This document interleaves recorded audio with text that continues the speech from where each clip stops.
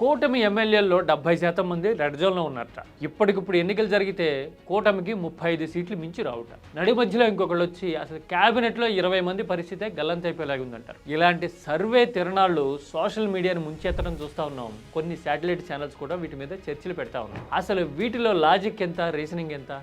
అసలు ఇప్పుడు కనపడుతున్న సర్వే రిజల్ట్స్ వచ్చే ఎన్నికల నాటికి వాస్తవం అయ్యే అవకాశాలు ఎంత? లాజిక్ ఉండాలి కదా, సబ్స్టెన్స్ ఉండాలి కదా.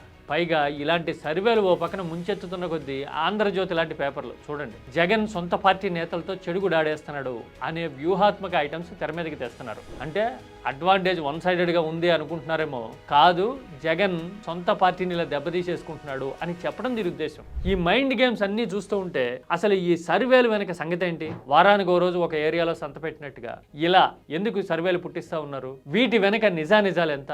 I'm not going to name any survey, but I am going to discuss what will be the impact of those surveys.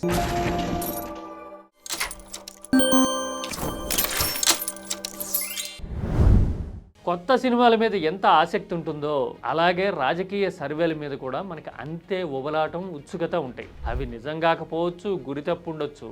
కొన్నిసార్లు కొందరివి ఫ్లూక్లో అనుకోకుండా చీకట్లో బాణం వేస్తే తగిలినట్టుగా తగిలేసి ఉండొచ్చు. కానీ అలా తగిలిన వాళ్లే ఆ తర్వాత బొక్కబోర్లా పడ్డం చూస్తూ ఉంటున్నాం. ఉప ఎన్నికల్లోనూ, రాష్ట్రాల అసెంబ్లీ ఎన్నికల్లోనూ. అంటే there is no proper technical grounds for any one అని అర్థమవుతుంది.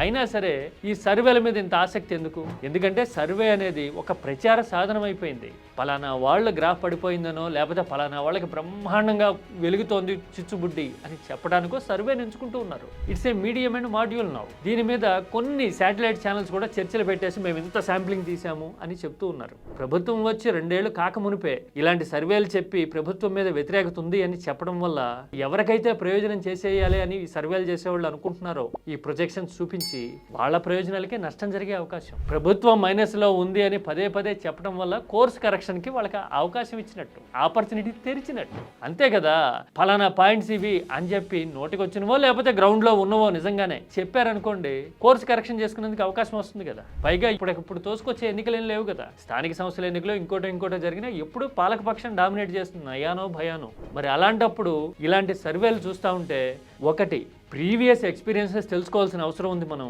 ఆ తర్వాత కుందేలు తాబేలు కథ ఉంది కదా, దాన్ని దృష్టిలో పెట్టుకుంటే బెటర్ ఇలాంటి ప్రచారాలు చేసేవాళ్ళు. ముందు ప్రీవియస్ ఎక్స్పీరియన్సెస్ చూద్దాం. 2 ఇన్స్టెన్సెస్ చెప్తాను నేను. ఒకటి 2014, రెండోది 2018. రెండింటినీ దగ్గరగా చూసిన ఎక్స్పీరియన్స్తో చెప్తున్నాను. 2014 ఎన్నికల ముందు రాష్ట్ర విభజన లాంటి కల్లోల పరిస్థితి ఏపీ ఆత్మస్థైర్యాన్ని ప్రభావితం చేసింది కదా. పైగా ఆఖరి నిమిషంలో బీజేపీతో టీడీపీ పొత్తు పెట్టుకుంది. అప్పటి వరకు ఒక 15%, 17% అడ్వాంటేజ్లో ఉన్నట్టు కనిపించిన జగన్ ఈ 2 పరిణామాలతో విభజన, ఆ తర్వాత బీజేపీతో పొత్తు, వాటితో పాటు కొద్దో గొప్ప రుణమాఫీ హామీ, ఇవన్నీ పనిచేసి చివరి 3 వారాల్లోనే గేమ్ మొత్తం టర్న్ కావడం చూసాం.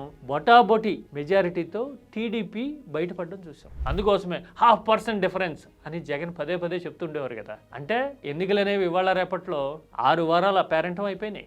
కొత్త సినిమా వస్తే 2 వారాల్లో వసూలు చేసేయాలంటున్నారు కదా. ఆ టైప్లో ఎన్నికలు అనేవి 6 వారాల్లో డిసైడ్ అయిపోతా ఉన్నాయి. ఆ తర్వాత 2018 ఎన్నికల్లో అప్పట్లో పొరుగు రాష్ట్రం నుంచి తెలంగాణలో అడుగుపెట్టి పొత్తు పెట్టుకుని ప్రచారం చేసేసేందుకు సిద్ధపడిపోయిన టైంలో నేను చర్చించిన జ్ఞాపకం అదేంటో తెలుసా?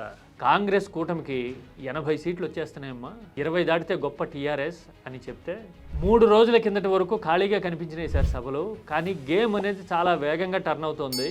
పోలింగ్కి ఇంకా 7 రోజులు టైం ఉంది, ప్రచారం 5 రోజులు ఉంది, గేమ్ టర్న్ అవుతోంది అని మీరు గ్రౌండ్ శాంప్లింగ్ చూస్తే అర్థమవుతుంది అని చెప్పాను నేను. నాకు గుర్తు, అనూహ్యంగా ఊహించిన దానికంటే ఎక్కువగా ఇది ఆయన చెప్పిన 80 అంతకంటే ఎక్కువ. టీఆర్ఎస్కి వస్తే కాంగ్రెస్ పాపం రావాల్సిన సీట్లు కూడా రాక సతికిలు పడింది ఆ వ్యూహం దెబ్బతి. అంటే ఎన్నికలు టర్న్ అవ్వడానికి 3 వారాలు కాదు, వారం 10 రోజులు కూడా సరిపోతుంది. మరి ఇలాంటి ఎక్స్పీరియన్సెస్ కళ్ళ ముందు కనిపిస్తూ ఉన్నప్పుడు సర్వేలు చూసి సంబరపడడం కరెక్టేనా?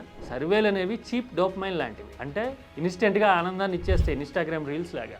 అంతేగాని వాటి ఇంపాక్ట్ జనాభిప్రాయాల మీద, జనం డెసిషన్ మేకింగ్ మీద ఉంటుందా అంటే ఉండకపోవచ్చు. మరి జనం డెసిషన్ ఇంపాక్ట్ చేసే అంశాలు ఏముంటాయి అంటే పరిపాలనాపరమైన విషయాలు ఉంటాయి, సఫరింగ్ ఉంటుంది, గవర్నమెంట్ ఫెయిల్యూర్స్ ఉంటాయి. అన్నిటికీ మించి నిరంతరం రాజకీయం చేస్తోంది ఈ రెజీమ్ అనే ఆలోచన ఇంపాక్ట్ చేస్తుంది. ఇవన్నీ ఇప్పుడు కూడా ఉన్నాయి కదా అంటే ఇదే 3-3.5 సంవత్సరాల తర్వాత ఉంటుంది అని ఊహించడం అంటే రాజకీయాన్ని డైనమిక్గా మనం అర్థం చేసుకోవట్లేదని కదా. ఆ తర్వాత ఇదే నిజమని నమ్మి రిలాక్స్ అయిపోతే కనుక కుందేలు తాబేలు కథ చెప్తారు కదా, తాబేలు కంటే కుందేలు చాలా వేగంగా పరిగెడుతుందని కునికి తీసింది, ఈ లోపల తాబేలు దేక్కుంటూ వెళ్ళిపోయింది.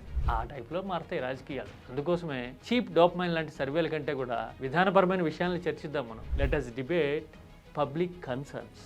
అప్పుడే రాజకీయ పరిణామాలు సాలిడ్గా, లోతుగా, నిశితంగా అర్థమయ్యే అవకాశం ఉంటుంది. అవునా కదా? మీరేమంటారు? పుట్టగొడుగులా పుట్టుకొచ్చే సర్వేల మీద మీ అభిప్రాయం ఏంటి?